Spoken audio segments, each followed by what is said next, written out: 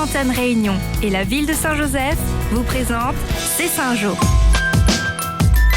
Bonjour, dans C'est Saint-Jo cette semaine, un jeune expatrié à l'honneur, ainsi qu'un retour sur l'événement de la semaine, les fameux Jeux de Saint-Jo. C'est maintenant, C'est Saint-Jo.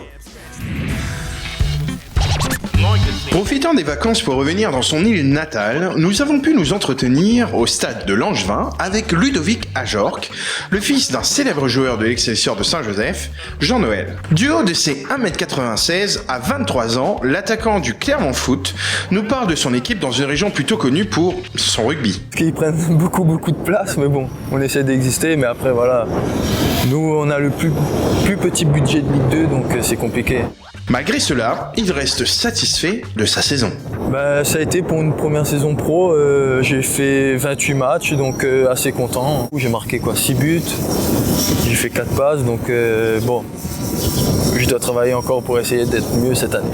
Une aventure qui a commencé à Langevin et à l'Excelsior malgré les doutes. Il y a peu de gens qui croyaient en moi parce que voilà, j'étais pas en sélection de la Réunion U14 ou je jouais pas beaucoup ici. Ensuite, je me suis accroché. Je voyais que je pouvais y aller et en faisant l'essai, j'ai pu montrer que je pouvais rester là-bas et voilà. C'est le travail qui paye toujours de toute façon. On n'a pas dans le football, c'est ça. La tête sur les épaules, il est déjà reparti vers la métropole, mais rechargé de l'énergie positive du Sud sauvage. Bonne continuation à lui et à tous nos jeunes expatriés.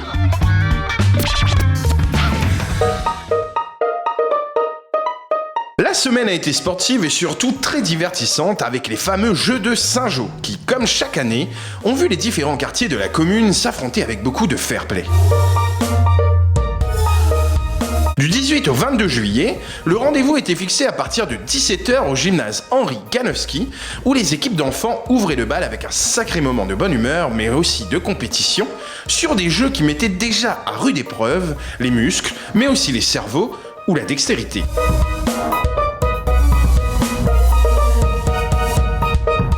Venait ensuite la pause associative où différents clubs de danse se sont produits devant un public chaud avant que les équipes d'adultes entrent dans le rond. Des équipes qui se sont préparées en amont bien sûr, avec parfois une raison insoupçonnée. À savoir qu'on a essayé de s'entraîner, un peu de course à pied et du tir à la corde aussi, un peu de force et tout ça, donc voilà. Ces jeux étaient l'occasion pour les quartiers de Saint-Jo de s'affronter dans la bonne humeur sous le contrôle des arbitres qui eux ont veillé au grain. Dans l'esprit compétitif déjà et dans l'humour et la joie. L'adjoint au sport quant à lui a mis en avant les valeurs de ce genre d'événement.